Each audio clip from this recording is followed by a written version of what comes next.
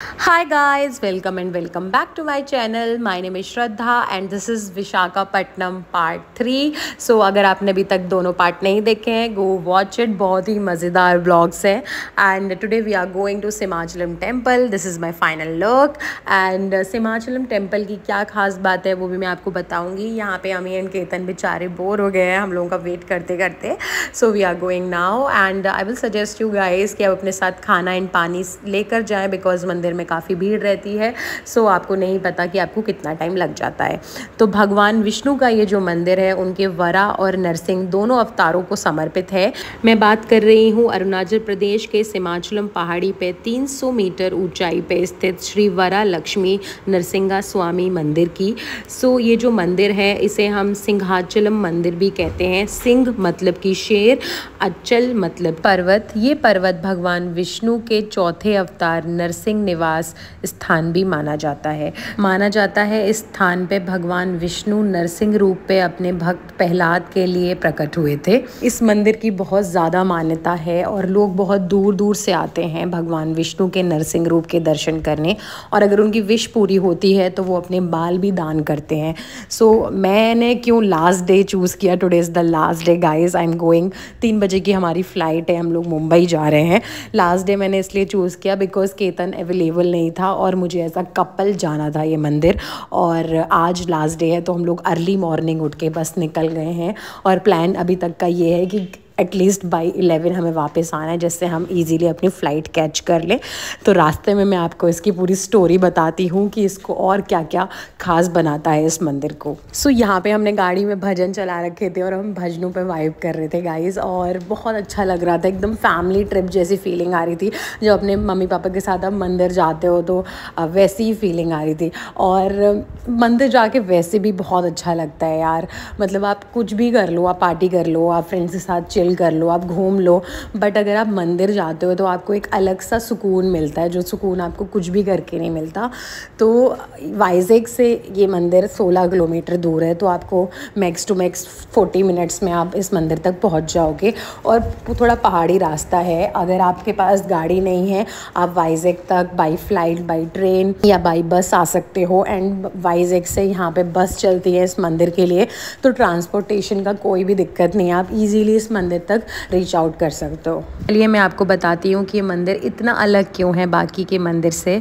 इस मंदिर की खास बात ये है कि यहाँ अक्षय तृतीया को छोड़ के बाकी के दिन जो मूर्ति है वो चंदन से ढकी रहती है। अगर आपको मूर्ति के दर्शन करने हैं तो साल में सिर्फ एक दिन उसे बाहर निकाला जाता है मूर्ति को, जो कि है अक्षय तृतीया का दिन। बाकी के दिन ये मूर्ति चंदन से ढकी रहती है, तो ये आपको शिवलिंग की शेप में दिखती है और आपको शिवलिंग के दर्शन मिलेंगे बाकी के दिन। बट अगर आपको मेन मूर्ति के दर्शन करने हैं वो अक्षय तृतीया के दिन आना पड़ेगा।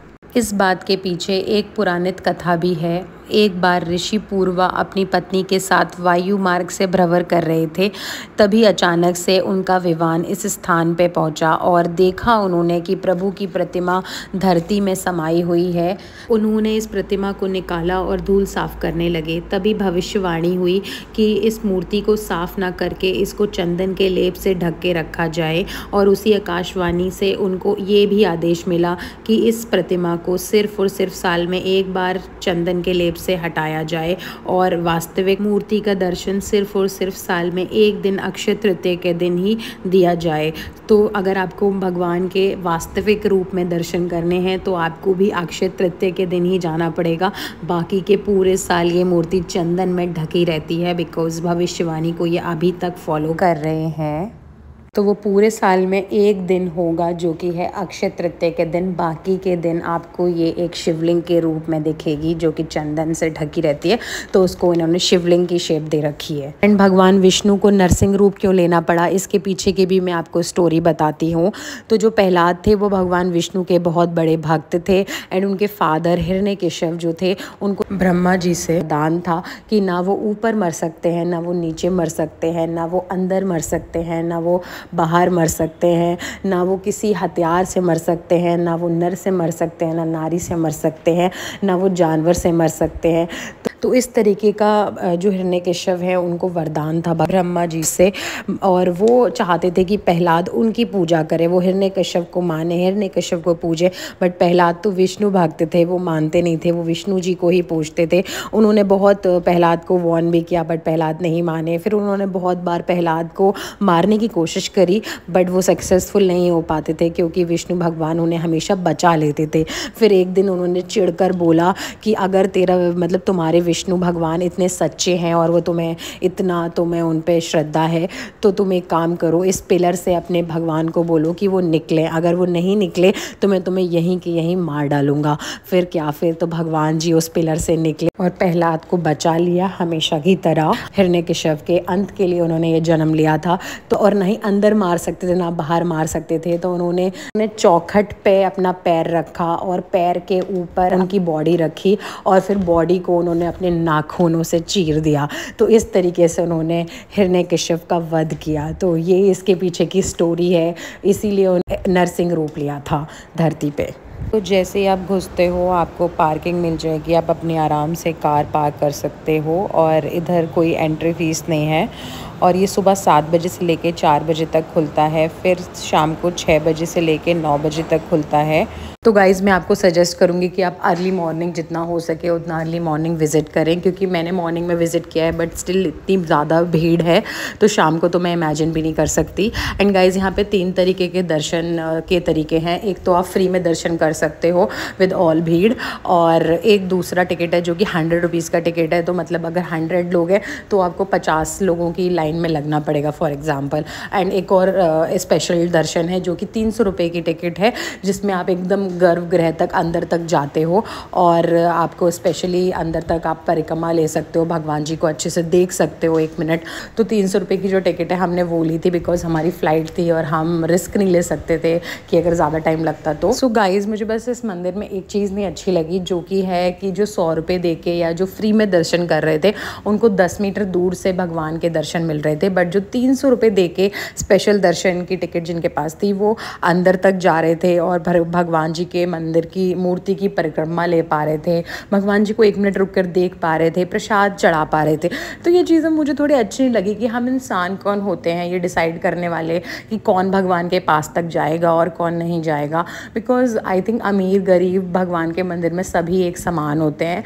तो अगर कोई वेट कर कर आ रहा है तो उसको भी उतना ही हक है कि वो अंदर तक जाए और भगवान जी को पास से देखे। तो this is something I don't support. बाकी अच्छा लगा, अच्छा एक्सपीरियंस था। आई विल डेफिनेटली कम कभी अगर हो पाया तो अक्षय तृतीया के दिन भगवान जी के असली रूप के दर्शन करने। एंड यहाँ पे गाइस सेल फोन या फिर आपके बैग वगैरह कुछ भी अंदर अलाउड नहीं है, तो you need to submit everything. सबके मिनिमल चार्जेस हैं।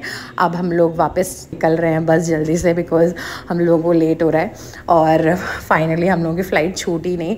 एंड बहुत अच्छा एक्सपीरियंस था वाइजैक का। 4 दिन सच में पता नहीं चले। I definitely miss each and every moment, और सच में मेरा यहाँ से जाने का ही मन नहीं कर रहा। सो गाइज बहुत इस टाइम पे बहुत इमोशनल फील हो रहा था, ऐसा लग रहा था बस मैं रो दूँ, बट हम दोनों ने कंट्रोल किया। और जल्दी ही मिलेंगे डेफिनेटली, दुनिया बहुत छोटी है। बट या मतलब मैं इन लोगों को बहुत ज़्यादा मानती हूँ, तो मतलब मुझे थोड़ा सा सैड सा फील हो रहा था। मैं तो बोलने में अभी मुझे रोना आ रहा है। मिलते हैं गाइज मुंबई के ब्लॉग में। आई होप आपको इस ब्लॉग में मज़ा आया हो। थोड़ा लंबा हो गया आई नो, बट इन्फॉर्मेटिव था। एटलीस्ट आपको जाओगे जब भी तो आपको पता होना चाहिए कि what is the back story and क्या क्या चीज़ें चल रही हैं वहाँ पे। So yeah see you in Mumbai, and Mumbai का ब्लॉग भी बहुत अमेजिंग होने वाला है। So don't miss and stay tuned. See you in Mumbai and like, share and subscribe. Mwah.